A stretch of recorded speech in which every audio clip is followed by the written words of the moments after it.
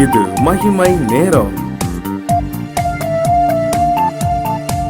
ஆண்டவரும் உலக இரட்சகருமாகிய இயேசு கிறிஸ்துவின் இனிதான நாமத்திலே மகிமை டிவி நேயர்கள் அனைவருக்கும் இந்த மகிமை நேரம் மூலமாக வாழ்த்துதலையும் வணக்கத்தையும் தெரிவித்துக் கொள்கின்றேன்.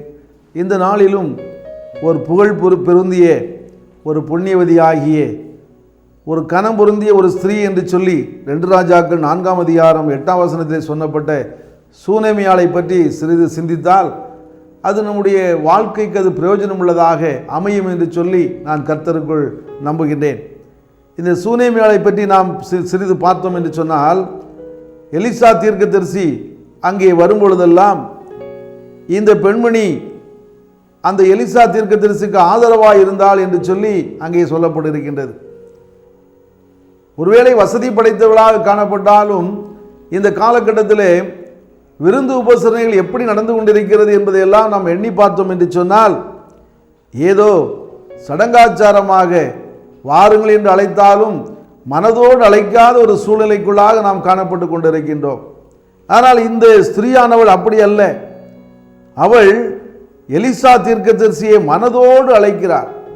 வாருங்கள், எங்களுடைய வீட்டிலே நீங்கள் தங்க வேண்டும், எங்களுடைய வீட்டிலே நீங்கள் தங்கி உங்களுடைய ஊழியங்களை செய்யுங்கள் என்று சொல்லி அவளை வருந்தி அழைத்து அந்த எலிசாவுக்காக ஒரு மேலறையை உண்டு பண்ணி அங்கே அவருக்கு வாசஸ்தலமாக அவருக்கு தங்குவதற்கு இடமாக அதை மாற்றி கொடுக்கிறதை பார்க்கின்றோம். இந்த சூனேமியாள் சாதாரண ஒரு ஸ்திரீ அல்ல, அவள் கனமுருந்திய ஸ்திரீ என்று சொல்லி அங்கே சொல்லப்பட்டிருக்கின்றது. தன்னுடைய கணவனுடைய சொல் கேட்டு அவர் என்ன சொல்லுகிறாரோ அதன்படி வாழ்கின்றவராக, நல்ல ஒரு வீட்டினுடைய ஒரு மனைவியாக, தன் மக்கள் நடுவே நலமாக குடியிருந்தவள், இட்ட பணியை செய்ய வேலையாக அவளுக்கு உண்டு, போக்குவரத்திற்கு வாகனம் இருந்தது. அந்த வசனங்களை எல்லாம் இந்த அதிகாரத்தை நீ வாசித்து பார்த்து என்று சொன்னால் அவளை பற்றி அது சொல்லப்பட்டிருக்கின்றது. எல்லா வசதிகளோடு வாழ்ந்த ஒரு ஸ்திரீ இந்த சூனேமியாள். ஆனால் அவளுக்கு கூட ஒரு குறைவு உண்டு, குழந்தை இல்லை, பிள்ளை பாக்கியம் இல்லாமல் காணப்பட்டார். ஆனாலும் அந்த குறைவை அவள் பெரிதாக எடுத்துக்கொள்ளாமல் கர்த்தருடைய மனிதன் வருகிறார் என்று சொன்னால் அவரை உபசரிக்கிறவர்களாக காணப்படுகின்றார். எல்லா வசதிகளும் அவருக்கு இருக்கின்றது. கணவன் என்ன சொல்லுகின்றாரோ அதன்படி நடக்கக்கூடிய ஒரு நல்ல ஒரு பெண்மணி தான், எல்லா வசதியோடும் வாழக்கூடிய ஒரு பெண்மணி. ஆனால் தீர்க்கதரிசி என்று சொல்லி எலிசா வரும்பொழுது கர்த்தருடைய ஊழியக்காரரை பராமரிக்கக்கூடியவராக காணப்படுகின்றார். நம்மை சிந்தித்து பார்க்க இந்த கால நேரத்தில் அழைக்கப்பட்டிருக்கின்ற நம்முடைய வாழ்க்கையிலே எல்லா வசதிகளும் கொடுக்கப்பட்டிருக்கின்றது. ஆண்டவராய் இயேசு கிறிஸ்து நமக்கு என்னென்ன தேவையோ அதையெல்லாம் நமக்கு கொடுத்திருக்கிறார். நம்முடைய வாழ்க்கையிலே ஆண்டவருடைய பிள்ளைகளை, தீர்க்கதரிசிகளை, ஊழியக்காரர்களை எப்படி நாம் வழி நடத்துகின்றோம், எப்படி பராமரிக்கிறவர்களாக காணப்படுகின்றோம். அந்த சூனேமியாள் எலிசா தீர்க்கதரிசியை அவள் அங்கே எல்லா வசதிகளையும் செய்து கொடுத்து அவரை அங்கே தங்குவதற்கு எத்தனை நாளாக இருந்தாலும் சரி அங்கே தங்கியிருந்தவருடைய ஊழியத்தை நிறைவேற்றுவதற்கு அவள் தன்னுடைய வீட்டை திறந்து கொடுத்தாள் என்று சொல்லி நாம் பார்க்கின்றோம். அவருடைய உபசரிக்கும் குணம் என்பது அந்த அளவு அங்கே கொடுக்கப்படும். விருந்தும் மருந்தும் 3 நாட்கள் என்று சொல்வார்கள். ஆனால் எலிசா தீர்க்கதரிசிக்கு அப்படி அல்ல. எத்தனை நாட்கள் அவர் இருந்தாலும் அவரை உபசரிக்கின்றவளாக அந்த சூனேமியாள் காணப்பட்டார். அது நிமித்தமாக பின் நாட்களில் நீங்கள் அது பின்னாடிய வசனங்களை நீங்கள் வாசித்து பார்த்து என்று சொன்னால் அங்கே அவருக்கு ஒரு பிள்ளை கொடுக்கப்படுகின்றது, பிள்ளை செல்வம் கொடுக்கப்படுகின்றது. அவருடைய வாழ்க்கையிலே எல்லா வசதிகளும் இருந்தார். ஆனால் பிள்ளை இல்லாத ஒரு குறை அங்கே காணப்பட்ட நிமித்தமாக அவள் தேவனிடத்திலிருந்து எல்லா விண்ணப்பத்தின் அடிப்படையிலே அவளுக்கு ஒரு குழந்தை கொடுக்கப்பட்டிருக்கின்றது. பின் நாட்களிலே அந்த குழந்தை ஒரு நாள் மரித்து போகின்றது. அந்த பிள்ளை மரித்து போகின்றது. எவ்வளவு வேதனையாக இருக்கும். நாட்கள் கழிந்து, வருடங்கள் கழிந்து ஒரு பிள்ளை கொடுக்கப்பட்டது, அந்த குழந்தையும் இறந்து போய்விட்டதே என்று சொல்லி எவ்வளவு துக்கமாக இருக்கும். ஆனால் அந்த நேரத்திலும் அந்த எலிசா தீர்க்கதரிசியை அவள் அழைக்க ஓடுகின்றார்.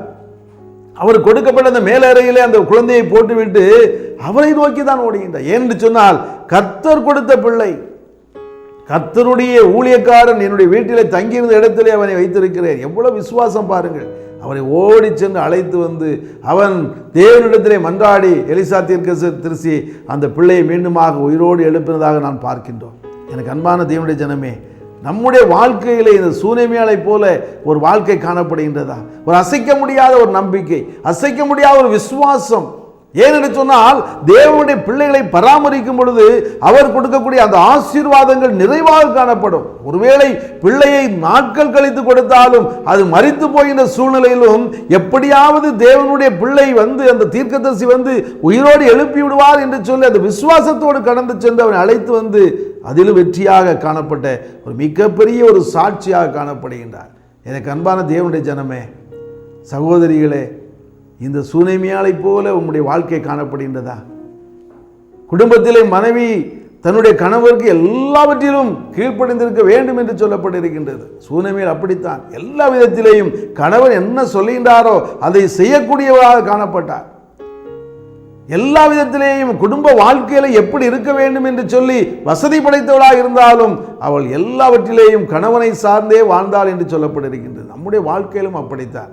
குடும்ப வாழ்க்கையில கணவனை சார்ந்து கணவனோடு ஐக்கியப்பட்டு எந்த காரியத்தில் விசுவாசத்தோடு கர்த்தரிடத்தில் கர்த்தருடைய பிள்ளைகளை பராமரிக்கக்கூடிய அந்த காரியத்திலும் சரி, கர்த்தருடைய வேலைகளை செய்வதிலும் சரி, எல்லா இடத்திலேயும் குடும்பமாக இணைந்து செயல்படுவதற்கு நாம் முற்படுவோம் என்று சொன்னால், ஒருவேளை நம்முடைய வாழ்க்கையில் எந்த ஒரு இழப்பு வந்தாலும் அதிலிருந்து மீட்டு நம்மை ஆசீர்வாதத்திற்கு நேராக வழி நடத்துவதற்கு அவர் வல்லவராயிருக்கிறார். ஆண்டவராகிய இயேசு கிறிஸ்து இன்று உயிரோடு இருக்கிறார். அன்று எலிசா தீர்க்கதரிசியின் மூலமாக தேவன் திரும்பவும் அந்த மகனை உயிரோடு, அந்த குழந்தை உயிரோடு திரும்பவும் கொடுத்தார். நம்முடைய வாழ்க்கையில் எதெல்லாம் இழந்து போகின்றோமோ, எதெல்லாம் செத்து போய்விட்டதோ எல்லாவற்றையும் திருப்பி கொடுப்பதற்கு அவர் வல்லவராயிருக்கிறார். ஊழியக்காரர்களை பராமரிப்பது அத்தனை மேன்மையான காரியமாக அங்கே காணப்படுகின்றது. எலிசா தீர்க்கதரிசி அவர் அதிகமாக உபசரித்ததன் மூலமாக தேவனுக்கே பணிவிடை செய்தது போல அவருடைய ஊழியக்காரர்கள் செய்ததை அப்படியே நினைத்து அதன் மூலமாக ஒரு பெருத்த ஆசீர்வாதத்தை ஒரு சாட்சி உள்ள மகளாக அவளை பற்றி அங்கே சொல்லப்பட்டிருக்கின்றது. இன்றளவும் எங்கெல்லாம் பிரசங்கிக்கப்படுகின்றதோ அங்கெல்லாம் சூனேமியாளை பற்றி மிக பெரிதாக அங்கே சொல்லப்பட்டிருக்கின்றது. அந்த பாக்கியம் அவருக்கு கொடுக்கப்பட்டிருக்கின்றது.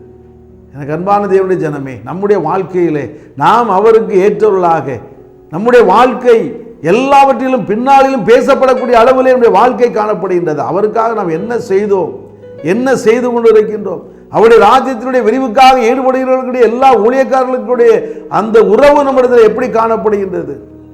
நம்மிடத்தில் எல்லா வசதிகளும் இருக்கலாம், ஆனாலும் கொடுக்க மனமில்லாமல், ஊழியக்காரர்களை பராமரிக்க மனமில்லாமல், ஊழியத்திற்கு கொடுக்க மனமில்லாமல் எத்தனை பேர் வாழ்ந்து கொண்டு இருக்கின்றோம். இந்த கால நேரத்தில் கர்த்தர் நம்மை பார்த்து சொல்கின்றார், என் மகனே, என் மகளே, நீ கர்த்தருக்கு கொடுத்துப்பார், கர்த்தருடைய ஊழியக்காரர்களை நீ பராமரித்துப்பார், உன்னுடைய தேவைகள் சந்திக்கப்படும். உனக்கு என்னென்ன தேவைகள் உண்டோ எல்லாவற்றையும் அதனதன் காலங்களில் நேர்த்தியாய் செய்ய நான் வல்லவராயிருக்கிறேன். நீ என்னிடத்திலே வந்து என்னுடைய பிள்ளைகளாகிய ஊழியக்காரர்களை பராமரித்துப்பார், உன்னுடைய ஆசீர்வாதங்களை நான் கொடுக்க வல்லவராயிருக்கிறேன் என்று சொல்லி அவர் நம்மை பார்த்து சொல்கிறார். சூனேமியாள் ஸ்திரீகளுக்கு ஒரு பெரிய ஒரு சாட்சி. ஸ்திரீகளுக்குள்ளாக எப்படி ஒரு பெண் ஒரு குடும்பத்திலே தலைவியாகக்கூடிய ஒரு மனைவியானவர் எப்படி வாழ வேண்டும், எப்படியெல்லாம் வாழ்ந்தால் உயர்வு கிடைக்கும், அந்த அவள் மூலமாக அந்த குடும்பம் தலைத்து ஓங்கும், எப்படி செழித்து வளரும் என்பதற்கு அவள் ஒரு சாட்சியாக இன்றளவும் வாழ்ந்து கொண்டிருக்கின்றார். அப்படிப்பட்ட ஒரு சாட்சியுள்ள வாழ்க்கை உங்களிடத்திலே காணப்பட வேண்டும். ஒரு நிமிடம் கண்களை மூடி ஜெபிப்போமா? அன்பின் பரலோக தந்தையே, எலிசா தீர்க்கதரிசியை சூனேமியாள் எவ்வளவாய் பராமரித்தாள் அப்பா. அதன் மூலமாக அவருடைய வாழ்க்கையில் இருந்த குறைவை நிறைவாக்கினீர்.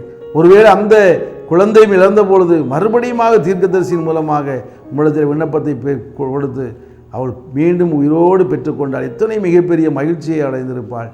அந்த மகிழ்ச்சி எங்களுக்கும் கொடுமாண்டவரே. இதை கேட்டுக்கொண்டிருக்கிற ஒவ்வொருடைய உள்ளத்திலும் நீர் அதை கொடுக்க வேண்டுமா ஜெபிக்கிறங்க தாய். உங்களுக்குள்ளாக, உமக்குள்ளாக உடைய ஊழியக்காரர்களை பராமரிக்கின்றவர்களாக, ஊழியத்தை தாங்குகின்றவர்களாக ஒவ்வொரு நீ எடுத்து பயன்படுத்தும் ஆண்டவரே, பலப்படுத்தும் ஆண்டவரே. இது அப்படியே செய்கிறபடியால் உம்மை துதிக்கிறோம், ஸ்தோத்தரிக்கிறோம். ரட்சகர் மீட்பெருமாகிய இயேசுவின் இனிய நாமத்தில் கேட்கிறோம் ஜீவன நல்ல பிதாவே. ஆமேன், ஆமேன்.